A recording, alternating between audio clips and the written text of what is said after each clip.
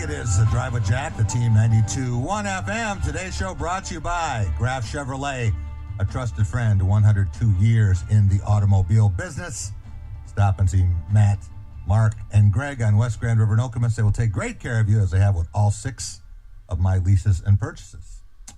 All right, let's go out to our Reno Sports Bar and Grill hotline. Very happy to welcome in longtime sports information director. I have to read all these schools: Western Michigan, Michigan State, Illinois, Miami, Ohio. Publishing executive, and he is Mr. Legends, Lists, and Lore. A lot of people in these parts know him for Spartafacts. But you need to check out the new website, SportsLLL.com. Our friend Mike Pearson joins us. Mike, how are you? I'm good, Jack. How are you doing? I'm just fine. When you think about this day in history, and we are to November 2nd, 24 years ago, what happened to a local legend? Well, this was the day that Magic Johnson retired for a second time. He had announced his return after changing his mind from being HIV positive. He changed his mind after the All-Star Game performance, right? The following year. That's right, and became pretty confident in himself. But he changed his mind and retired again because of the health concerns being expressed by other players who would have to compete against him. And as it turns out, it was probably false. I guess we really don't know that for sure. But that was the day when his playing career ended. 79 years ago today. We're really going back. We're almost in the Heathcote diaper era right now. The greatest baseball player, also played some college basketball, by the way. Greatest baseball player in mid-Michigan history was named Most Valuable Player of the American League. What can you tell us? That's right. You know where Charlie Gehringer's from, of course, from tiny Fowlerville, Michigan. He was named MVP of the American League. He had quite a season in 37. Hit .371, won the AL batting title, had 14 homers, 96 RBIs. As a second baseman. But the list of players he finished ahead of is just stunning. Runner-up was Joe DiMaggio. Joe only hit 46 home runs and 167 RBIs that year. 167 RBIs. He finished second. Wow. Finishing third with yet but 40 home runs and 184 RBIs was his teammate Hank Greenberg. In fourth in the voting behind Charlie that year was Lou Gehrig. He hit 37 home runs, had 158 RBIs, and Bill a lot of runs scored, man. These guys are driving in 3 of them with more than 150 RBI, right? Did they play any defense back then? So it was an amazing group that he finished ahead of that year. All right, what about bringing us up to speed now? 3 years ago today, there was another football game played. What can you tell us about that? Well, this was a day that the Spartans beat Michigan, and you remember that one with Mr. Langford having a great game. But really, it was defense that. That was the minus 48 yards rushing. That's right, minus 48 yards. That's pretty good performance. I was expecting that out of the Michigan defense against this Spartan offense this year, but we won't have. Well, they got 217 rushing yards, so it was a little bit different.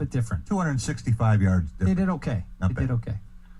We have Game 7 of the World Series. Wouldn't, especially in these parts, wouldn't the most memorable Game 7 be 1968? 1968. Jim Northrup's triple off Bob Gibson?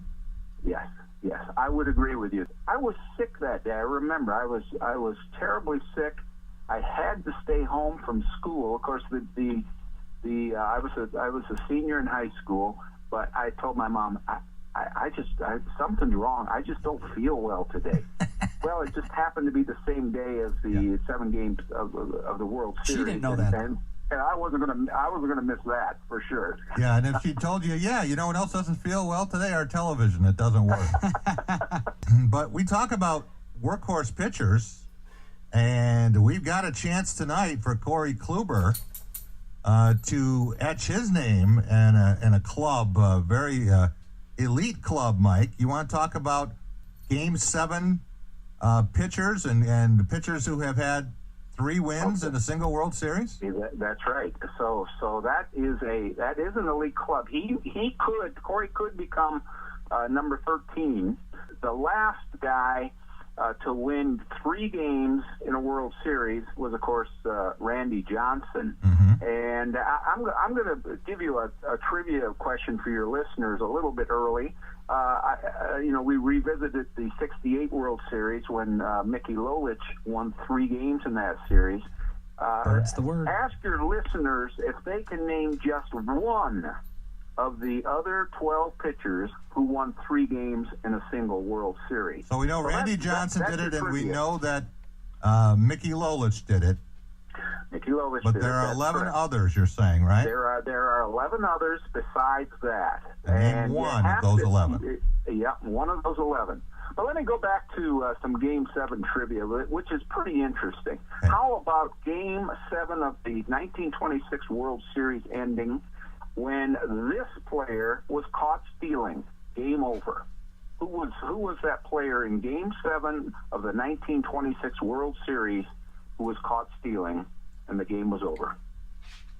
How about Babe Ruth? I was going to say, it's got to be one of the big names from back then. Caught stealing.